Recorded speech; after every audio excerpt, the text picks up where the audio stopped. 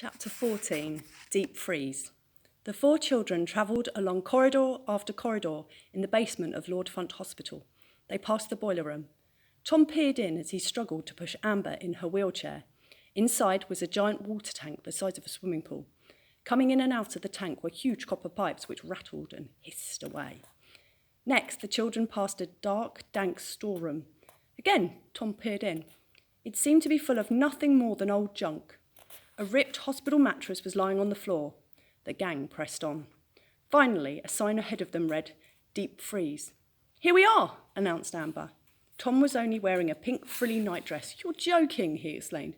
"What do you mean?" replied Amber. "We can't go into the deep freeze," protested the boy. As they opened the door to what was a giant freezer, which tons of food was stored, Amber said, "We're not going into the deep freeze, we're going to the North Pole." "The North Pole?" asked Tom. He looked towards Robin and George, but they did not react. "What do you mean we're going to the North Pole?" "It's always been my dream to be the very first girl to go to the North Pole," said Amber. "As soon as I'm out of hospital, I'm going to be a world-famous explorer. I'm going to be the first girl to reach the South Pole too. I want to sail solo around the world. I want to climb the highest mountains, dive down to the bottom of the sea. I want to have adventures beyond your wildest dreams." Tom stood silently listening, wishing he could dream this big. He'd always been quiet and even a rather timid boy at school. Tom never wanted to stand out. Now the boy was being asked to reveal his big dream. To his shame, he realised he didn't even have one. Tom asked, "Were you exploring when you broke your arms and legs?" George gave Tom a look to say, as if to say, "Don't go there." As for Amber, she looked extremely annoyed at being asked the question. "If you must know," she began, "it was a mountain climbing accident." "Well, that isn't strictly true, is it, dear?" said Robin. The girl was starting to look uncomfortable.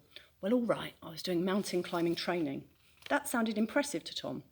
"I wouldn't exactly call it mountain climbing training," said Robin. "What would you call it then, clever clogs?" snapped the girl. "I would call it falling off the top bunk," answered Robin dryly. Tom tried hard not to laugh, but he just couldn't help himself. He burst into helpless laughter. laughed George. Within moments, the rather dry Robin was laughing too. "Silence, the lot of you," screamed Amber. Seeing how angry this was making the only girl, the boys laughed even more. "I'm waiting," she said, sounding rather like a teacher. Eventually, the laughter died down and Amber announced, "Now come on, you silly boys. We are going to be the first children to reach the North Pole." George beckoned Tom to him, and together the pair slid open the huge metal door to the freezer room. A blast of Arctic air hit the four full in the face. As the cold air met the warm air, a white mist was formed. At first, this mist covered everything. Slowly it cleared, and at last the children saw the most magnificent sight.